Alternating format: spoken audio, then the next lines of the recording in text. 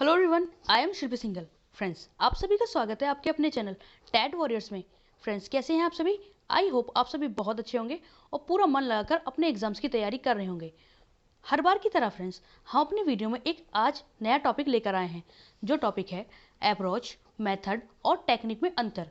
Friends, आज की video के द्वारा हम आपको बताने वाले हैं कि इन तीनों में क्या अंतर है और इनका क्या तात्पर्य है।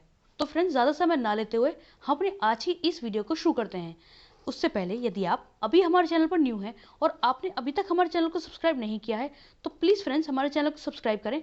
और अगर आपको ये वीडियो थोड़ा सा भी पसंद आए तो इस वीडियो को लाइक ज़रूर करें और आपके सुझाव हमें कमेंट करके ज़रूर बताएं। तो फ्रेंड्स, शुरू करते हैं आज की वीडियो। लेकिन फ्रेंड्स, साथ ही जैसा कि आप सभी जानते हैं कि आज है 22 अप्रैल यानी पृथ्वी दिवस। फ्रेंड्स, क्या आपने कभी सोचा है कि हमारे देश में, दुनिया में कोई भी डे क्यों मनाया जाता है? फ्रेंड्स, वो डे मनाया जाता है उस विषय का, जिस देश विषय पर वो दिन मनाया जाता है उसकी इम्पोर्टेंस हम सभी को बताने के लिए, ताकि हम अपने स्तर पर उस चीज़ की, उस विषय की देखभाल कर सकें, अपनी ओर से कुछ योगदान उसकी देखभाल में दे सकें। जैसे फ्रेंड्स, आज पृथ्वी दिवस है तो हमारी ये प्रयास फ्रेंड्स होना चाहिए कि हम कम से कम अपनी ओर से पृथ्वी के, अगर कोई ज़्यादा उसकी हेल्प ना कर सकें, ज़्यादा संसाधनों की बढ़ोतरी ना कर सकें, तो कम से कम जो संसाधन हम प्रकृति के द्वारा हम यूज़ करते हैं उनमें कहीं ना कहीं एक सीमित मात्रा में प्रयोग करें। ऐसा नहीं कि मान लीजिए हमें पानी चाहिए 2 बाल्टी और हम उसे बहा रहे हैं कम से कम 50 बाल्टी। तो फ्रेंड्स, ये कहीं ना कहीं उस पीने के पानी की बर्बादी है, जो कहीं ना कहीं आगे जा कर के हमें भविष्य में एक परेशानी का विषय बन सकता है। इसीलिए फ्रेंड्स, साथ ही और भी ऐसी कई समस्याएं हैं, जैसे पेड़ों की कटाई, अंधाधुंध कटाई। फ्रेंड्स, अगर एक पेड़ काटा जाता है तो उसके साथ ये आवश्यक है कि उसके साथ में 2-4 पौधे ज़रूर लगाए जाएं। उससे फ्रेंड्स कहीं ना कहीं जो एक डिसबैलेंस हमारे नेचर में आ गया है वो काफ़ी हद तक बैलेंस हो जाएगा। तो चलिए फ्रेंड्स, ये रही हमारे आज के दिन की बातें। लेकिन हम आते हैं वापस अपने टॉपिक पर, जो टॉपिक है अप्रोच, मेथड एंड टेक्निक। और ये क्या है फ्रेंड्स, ये हम जानने का प्रयत्न करते हैं। विद्यालय में बालकों की शिक्षा का प्रबंध अध्यापकों द्वारा किया जाता है। सभी अध्यापक बालकों की प्रत्येक आवश्यकता को ध्यान में रखते हुए ऐसी शिक्षा प्रक्रिया का चयन करते हैं जो बालकों की प्रत्येक प्रकार की आवश्यकता की पूर्ति करे, साथ ही उसे प्रत्येक प्रकार से सक्षम भी बनाए। फ्रेंड्स, ये तो आप सभी जानते हैं कि एक अध्यापक, उसका सदैव यह प्रयास रहता है कि वो अपने विद्यार्थियों को इतना कैपेबल बनाए, इतना योग्य बनाए कि वो हर क्षेत्र में आगे हों। उनकी किसी भी प्रकार की जो आवश्यकता है उसे वह अपनी शिक्षा के द्वारा पूर्ण कर सकें। तो फ्रेंड्स, इसके बाद आगे इसमें आता है हमारा आधुनिक युग। परिवर्तन का युग है जिसमें केवल पुराने मानदंडों के अनुरूप नहीं चल सकती, उसमें नवीनता की आवश्यकता होती है। उसी के अनुरूप कई प्रकार के तरीके अपनाए गए। फ्रेंड्स, जैसा कि आप लोग जानते हैं कि आजकल का जो युग है हमारा, वो परिवर्तन का युग है और जो हमारी शिक्षा है वो केवल पुराने मानदंडों के आधार पर नहीं चल सकती, उन्हें निरंतर बदलने की ज़रूरत है। जैसा कि आप लोग जानते होंगे फ्रेंड्स, पुराने समय में जो शिक्षा व्यवस्था थी वो गुरुकुल में हुआ करती थी। वहाँ गुरु के द्वारा, व्याख्यान प्रवृत्ति द्वारा सभी जो स्टूडेंट्स होते थे उनको ज्ञान प्रदान किया जाता था, जिससे वो लोग समझकर मौखिक रूप से ही याद करते थे। लेकिन जैसे जैसे फ्रेंड्स समय बदलता गया, लोगों की आवश्यकताएं बदलती गई, वैसे वैसे शिक्षा प्रणाली में भी परिवर्तन आते गए। तो इसी प्रकार फ्रेंड्स, जो हमारी आधुनिक प्रणाली है, उस आधुनिक शिक्षा प्रणाली में अप्रोचेस, मेथड और टेक्निक, इन सभी का योगदान क्या है वो हम आपको आज ही वीडियो के द्वारा बताने वाले हैं। जिसमें सबसे पहले आता है फ्रेंड्स हमारा अप्रोच, जिसे हम हिंदी में कहते हैं दृष्टिकोण या उपागम। फ्रेंड्स, ये शब्द आपने कई बार पढ़ा होगा, लेकिन इसके अर्थ को समझने में हमेशा अपना कोई ना कोई गड़बड़ी आपसे हुई होगी, कोई ना कोई चूक हुई होगी। तो फ्रेंड्स, हम ही जानते हैं कि ये क्या है। शिक्षा के क्षेत्र में दृष्टिकोण का अत्यधिक महत्व है। दृष्टिकोण ही ये निर्धारित करता है कि बालक की शिक्षा का स्वरूप कैसा होगा, जिस पर पूरी शिक्षा व्यवस्था ही निर्भर करती है। फ्रेंड्स, अप्रोच का जो मीन है सिंपल वे में वो है कि एक दृष्टिकोण, यदि हम कोई शिक्षा व्यवस्था की शुरुआत करते हैं तो उसमें आवश्यक है कि अध्यापकों द्वारा एक चीज को अपना लक्ष्य बनाया जाए, यानी उनका एक नजरिया हो। उस नजरिए को आधार मानकर वो बालक के लिए शिक्षा व्यवस्था करे। और फ्रेंड्स, ऐसा नहीं कि वो केवल अपनी सहूलियत के आधार पर, बल्कि कक्षा के जो बालक हैं उनकी डिमांड है, जो आधुनिक युग की डिमांड है, उन सभी बातों को ध्यान में रखते हुए पूरी शिक्षा व्यवस्था की शुरुआत करे। और इसमें आगे आता है फ्रेंड्स हमारा अप्रोच को उपागम और विधाएं आदि नामों से भी जाना जाता है। जैसे जैसे समय परिवर्तित हुआ है, वैसे वैसे ही आधुनिक युग के अनुसार शिक्षा के नवीन उपागम भी विकसित हुए हैं। फ्रेंड्स, अप्रोच को उपागम और विधाएं दोनों नामों से ही जाना जाता है। और फ्रेंड्स, साथ ही जैसे जैसे हमारा समय बदला है, वैसे वैसे ही जो आज की आवश्यकता है, उनके अनुसार शिक्षा के लिए नवीन दृष्टिकोण अपनाए गए हैं। वो दृष्टिकोण क्या है फ्रेंड्स? वो इस प्रकार हैं, जिनमें सबसे पहले फ्रेंड्स हमारे आते हैं बाल केंद्रित शिक्षा उपागम। फ्रेंड्स, इसका तात्पर्य है कि एक ऐसी शिक्षा व्यवस्था जिसका प्रमुख केंद्र बिंदु बालक हो, उसके इर्द गिर्द ही पूरी शिक्षा व्यवस्था निर्भर करती हो। और फ्रेंड्स, बालक की सभी आवश्यकताओं को पूरी करने वाली हो, उसमें किसी भी प्रकार का बर्डन छात्र पर ना पड़े, वो खुश रहकर अपनी आवश्यकताओं को पूरा कर सके और शिक्षा ग्रहण कर सके। उसके बाद फ्रेंड्स, अगला जो नवीन उपागम है यानी नवीन दृष्टिकोण है, वो इस प्रकार है क्रिया या गतिविधि आधारित शिक्षण उपागम। फ्रेंड्स, इसका तात्पर्य कि एक ऐसी शिक्षा व्यवस्था जिसमें जो भी शिक्षा प्रणाली है वो पूरी एक्टिविटी बेस्ड हो, यानी पूरी की पूरी क्रिया आधारित हो। इसके बाद जो अगला उपागम है फ्रेंड्स हमारा, वो है रुचि आधारित शिक्षण उपागम। फ्रेंड्स, इसका तात्पर्य कि शिक्षा व्यवस्था ऐसी हो जो बालक की रुचि के अनुरूप हो, जो बालक शिक्षा ग्रहण करने वाला है उसके अनुरूप हो। और फ्रेंड्स, अगला इसमें आता है हमारा सहभागी शिक्षण उपागम। फ्रेंड्स, इसका तात्पर्य ये एक ऐसा नवीन उपागम है, यानी ऐसा दृष्टिकोण या अप्रोच है जिसमें बालकों को मिलजुल कर आपस में शिक्षा ग्रहण करने की सलाह दी जाती है, शिक्षा दी जाती है, जिसमें फ्रेंड्स आपस में फ्रेंड्स जो भी स्टूडेंट्स हैं वो एक दूसरे की समस्याओं को सुलझाते हैं और मिलजुल कर साथ बैठकर आराम से किसी भी विषय का अध्ययन करते हैं। इसके बाद दक्षता आधारित शिक्षण उपागम। फ्रेंड्स, इसका तात्पर्य है कि यदि एक अध्यापक के द्वारा बालक को कोई भी विषय समझाया जाता है तो उस बालक को उस विषय में इतना निपुण कर दिया जाए, वो अच्छे से उसमें दक्षता हासिल कर ले, यानी वो इतना मास्टर हो जाए उस सब्जेक्ट में कि उसको कहीं से भी उठा करके कोई भी क्वेश्चन पूछ लिया जाए, वो बेझिझक उस सवाल का जवाब दे सके। इसके बाद उपचारात्मक शिक्षा उपागम। फ्रेंड्स, इसका तात्पर्य, इसे इंग्लिश में फ्रेंड्स रेमेडियल टीचिंग अप्रोच भी कहते हैं, जिसका तात्पर्य फ्रेंड्स उपचारात्मक शिक्षण उपागम, जिसमें जो भी बालक हैं उनकी सभी समस्याओं को सुलझाने का प्रयत्न किया जाता है एक अध्यापक के द्वारा, और उन्हें जो भी उनकी कमियां हैं उनको खामी को दूर करते हुए एक अच्छी शिक्षा व्यवस्था प्रदान की जाती है। फ्रेंड्स, इसके बाद आता है हमारा निदानात्मक शिक्षण उपागम। फ्रेंड्स, निदानात्मक शिक्षण उपागम वो होता है जिसमें बालकों की सभी समस्याओं का पता लगाया जाता है, उनको पता लगा करके फिर उपचारात्मक शिक्षण द्वारा उन्हें दूर किया जाता है। तो ऐसी शिक्षण प्रणाली भी आज के युग में बहुत ज़्यादा लोकप्रिय सिद्ध हुई है फ्रेंड्स। और फ्रेंड्स, उपचारात्मक शिक्षण उपागम और निदानात्मक शिक्षण उपागम क्या है, इसके बारे में हमने पहले एक वीडियो अपनी अपलोड की थी, जिसका लिंक हम डिस्क्रिप्शन बॉक्स में दे देंगे, आप वहां जाकर डिटेल में इन दोनों के बारे में जान सकते हैं। इसके बाद फ्रेंड्स आगे आता है हमारा पाठ्य सहगामी क्रिया उपागम। फ्रेंड्स, इसका तात्पर्य है कि जब कक्षा में अध्यापकों द्वारा बालकों को पढ़ाया जाता है तो केवल उन्हें किताबी कीड़ा ना बनाया जाए, उसके साथ साथ जो को करिकुलम एक्टिविटीज़ होती हैं उनमें भी बालकों को सम्मिलित किया जाए। पाठ्य सहगामी क्रियाएं जैसे खेल कूद हो गई, नृत्य हो गया, एनुअल फंक्शंस हो गए, इस तरह की क्रियाएं भी बालकों के हेतु आवश्यक हैं। इसके बाद आगे आता है फ्रेंड्स हमारा मेथड, जिसे हिंदी में हम कहते हैं विधि। फ्रेंड्स, उपागम के अनुरूप ही शिक्षण क्रिया में विधियों का चयन किया जाता है। उपागम को सर्वोपरि माना जाता है। विधि एक ऐसे तरीकों को कहा जाता है जिसके द्वारा मुश्किल से मुश्किल ज्ञान को भी सरल तरीके से बालक के समक्ष प्रस्तुत कर दिया जाता है।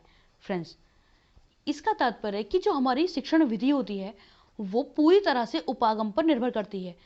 तो जिस प्रकार का हमारा शिक्षण उपागम होगा, यानी जैसा हम नजरिया बालक की शिक्षा के प्रति रखेंगे, तो उसके प्रति वैसे ही हमें शिक्षण विधियों का प्रयोग करना पड़ेगा। और फ्रेंड्स, विधि एक ऐसा तरीका है जिसके द्वारा कोई भी मुश्किल से मुश्किल बात आसानी से बालकों के समक्ष रख दी जाती है। इसके बाद आगे आता है फ्रेंड्स हमारा, बालक की कक्षा में उपस्थित रहते हुए भी उसका मन दुनिया भर की उड़ानें भरता रहता है। ऐसे में शिक्षक के लिए अपनी बात बालक को समझा पाना मुश्किल हो जाता है। ऐसी परिस्थितियों से निपटने हेतु ही शिक्षण विधियों का विकास हुआ। फ्रेंड्स, ये बहुत आवश्यक बात है कि एक अध्यापक के द्वारा जब तक उसकी कही बात सामने वाले बालक के समक्ष सही से उसको समझ में ना आए, तो उसके द्वारा पढ़ाया गया ज्ञान सब कुछ वेस्ट है। तो इसके लिए फ्रेंड्स अध्यापक ऐसी नए नए तरीके अपनाता है, ऐसी नई नई विधियां प्रयोग में लाता है, जिसका प्रयोग वो बालकों को ज्ञान की समझाने में कर सके। इसके बाद आगे फ्रेंड्स इसमें हम जानेंगे कि कौन कौन सी शिक्षण विधियां हैं।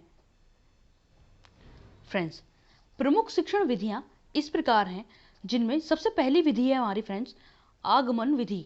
फ्रेंड्स, आगमन विधि होती है जिसमें उदाहरण से नियम की ओर, इस नियम को मानकर बालकों का शिक्षण व्यवस्था की जाती है। उन्हें समझाया जाता है कि एक उदाहरण, फ्रेंड्स इसमें ऐसा होता है कि एक एग्जाम्पल उनके सामने दे दिया जाएगा और उस एग्जाम्पल के द्वारा ही उन्हें पूरा नियम समझा दिया जाता है। जैसे फ्रेंड्स मान लीजिए एक अध्यापक ने हाथ में एक बॉल ली हुई है या कोई बुक ली हुई है, तो उसको वो अपने हाथ से छोड़ देता है और वो चौक या बॉल वो जमीन पर जाकर गिरती है।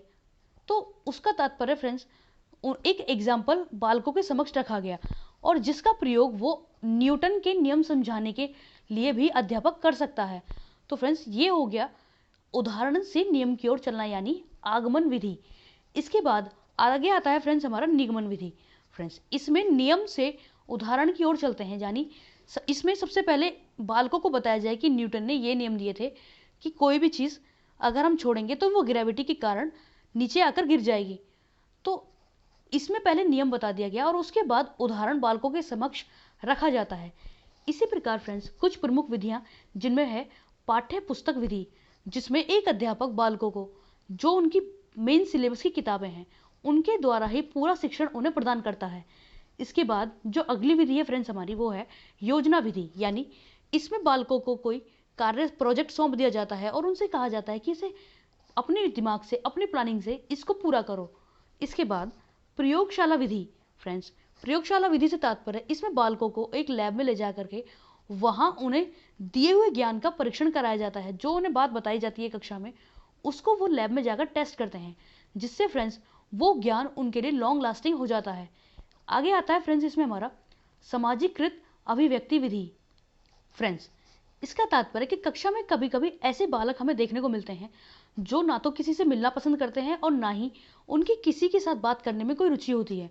तो फ्रेंड्स ऐसे लोगों को शिक्षा कैसे प्रदान की जाती है, उन्हें व्यवहारिक ज्ञान कैसे प्रदान किया जाता है, वो होता है सामाजिकृत अभिव्यक्ति विधि के द्वारा। उन्हें लोगों से मिलने जुलने के लिए कहा जाता है, उनको बातें करने के लिए कहा जाता है, जिससे कहीं ना कहीं फ्रेंड्स वो अपने आसपास के लोगों की बातें जानते हैं, सीखते हैं कि आखिर वातावरण में क्या चल रहा है। आगे यूनिट विधि। फ्रेंड्स, इसमें पूरे पाठ्यक्रम को यूनिट्स में डिवाइड कर दिया जाता है और यूनिट्स में डिवाइड करने के बाद ही शिक्षण प्रक्रिया प्रारंभ की जाती है। आगे समस्या समाधान विधि। फ्रेंड्स, समस्या समाधान विधि से तात्पर्य है कि कोई प्रॉब्लम बालक के सामने क्रिएट की जाती है और उसको कहा जाता है कि वो अपनी बुद्धि से इस समस्या को दूर करे। अध्यापक के द्वारा उसमें मदद की जाती है, लेकिन अधिकतर योगदान इसमें बालक का ही रहता है। आगे कहानी विधि। फ्रेंड्स, कहानी विधि से तात्पर्य कि बालक को छोटी छोटी कहानियां समझा करके उसे कोई ज्ञान नए तरीके से देने का प्रयत्न किया जाता है।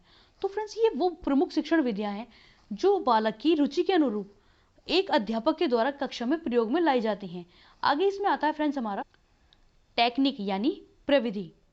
प्रविधि पूर्ण रूप से विधि पर निर्भर करती है। शिक्षण विधियों द्वारा जब शिक्षण करते समय कुछ परेशानियां उपस्थित हुई तो प्रविधियों का विकास हुआ। एक शिक्षण विधि में कई प्रविधियां शामिल हो सकती हैं।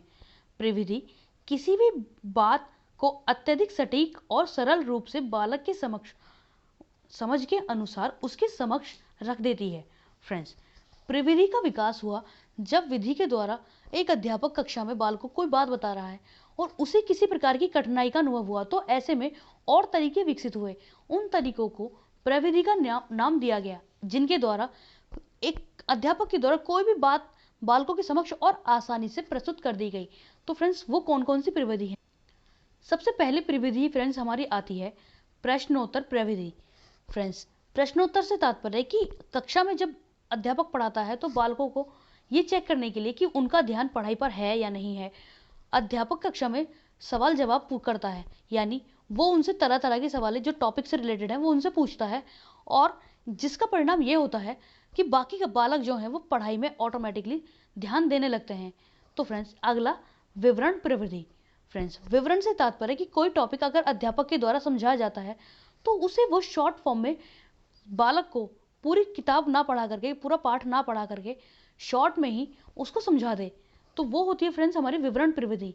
इसके बाद वर्णन प्रविधि, यानी मान लीजिए कोई घटना है, भारतीय स्वतंत्रता, प्रथम स्वतंत्रता संग्राम, उसके विषय में अगर बालकों को पढ़ाया जाए तो एक लंबा भाषण एक अध्यापक के द्वारा दिया जाता है, वर्णन दिया जाता है, तो वो भी फ्रेंड्स एक वर्णन प्रविधि है जो बालकों को समझाने में सहायक सिद्ध होती है। इसके बाद व्याख्या प्रविधि। फ्रेंड्स, व्याख्या से तात्पर्य एक्सप्लेनेशन, यानी कोई बात अगर बच्चों को समझ नहीं आ रही है, कोई पॉइंट कठिन लग रहा है, तो उन्हें व्याख्या के द्वारा, एक्सप्लेनेशन के द्वारा उन्हें समझाया जाए। अगला स्पष्टीकरण प्रविधि। इसका तात्पर्य है कि कोई ज्ञान, फ्रेंड्स व्याख्या और स्पष्टीकरण थोड़ा सा ही अंतर है। स्पष्टीकरण को उदाहरण के द्वारा भी या और किसी भी तरीके से कोई टॉपिक एग्जाम्पल के द्वारा, खेल करके, ये कैसे भी उसको समझाया जा सकता है, लेकिन वो बात स्पष्ट तरीके से बालक के समक्ष प्रस्तुत हो जानी चाहिए। आगे उदाहरण प्रविधि। फ्रेंड्स, इसमें बालकों को उदाहरण दे करके तरह तरह के जो उनके आसपास के क्षेत्र से संबंधित हैं उन्हें बात अध्यापक का ज्ञान समझाया जाता है। इसके बाद खेल प्रविधि। फ्रेंड्स, बहुत सी चीज़ें ऐसी होती हैं जो बालकों को केवल कक्ष में नहीं समझाई जा सकती, उसके लिए आवश्यक है कि उन्हें खेल के मैदान तक ले जाया जाए। जैसे फ्रेंड्स, उनमें मित्रता की भावना का विकास करना, सामाजिकता का विकास करना, सामूहिक भावना का विकास करना, और साथ में फ्रेंड्स उन्हें एक केवल किताबी कीड़ा ना बना करके खेल की प्रक्रिया में भी उन्हें उत्तम बनाने के लिए इन प्रविधि का प्रयोग किया जाता है। इसके बाद कार्यशाला प्रविधि। फ्रेंड्स, कार्यशाला प्रविधि से तात्पर्य है कि कोई एक ऐसा टॉपिक लेकर के जिसमें सभी छात्रों को काफ़ी अधिक परेशानी हो, उस टॉपिक पर कई प्रकार के अध्यापकों द्वारा, कई लोगों द्वारा उस विषय का संपूर्ण व्याख्यान किया जाए, और जब तक वो सामने वाले को समक्ष में उसको समझ ना आ जाए तब तक उस विषय पर चर्चा की जाए। उसके बाद भ्रमण प्रविधि। फ्रेंड्स, भ्रमण प्रविधि यानी बालक को कोई ज्ञान प्रदान करते समय उसे घुमाया जाए, यानी उस जगह से, उस ज्ञान से संबंधित, विषय से संबंधित जगह पर उसे ले जाया जाए। जैसे भूगोल, इतिहास की जो जानकारी है बालकों को देते समय उन्हें उस स्थान पर ले जाया जाए। उससे क्या होगा फ्रेंड्स, उनका जो ज्ञान है वो परमानेंटली हो जाएगा, स्थायी हो जाएगा, और वो नई चीज़ों को बहुत अच्छे से, सरल तरीके से सीखेंगे। तो फ्रेंड्स, हमारी आज की इस वीडियो में इतना ही। हमारा प्रयास रहा है कि हम अपनी इस वीडियो के द्वारा इस टॉपिक को क्लियर करा पाएँ। फ्रेंड्स, आप अगर हमारे वीडियो के बारे में कुछ भी कहना चाहें, या चैनल पर कोई भी चीज़ आपको पसंद नहीं आती है, या आप कुछ सुधार कराना चाहते हैं, कुछ भी हो, जो भी बातें हो, आप हमें प्लीज़ कमेंट करके ज़रूर बताएं। आपके सुझाव हमारे लिए बहुमूल्य हैं। तो फ्रेंड्स, मिलते हैं अगली बार एक ऐसी ही नई वीडियो के साथ। तब तक के लिए अपना ध्यान रखें, अपने अपनों का ध्यान रखें, और पूरा मन लगाकर, पॉजिटिव रहकर अपने एग्जाम्स की तैयारी करते रहें। खुश रहें, स्वस्थ रहें, मस्त रहें। धन्यवाद।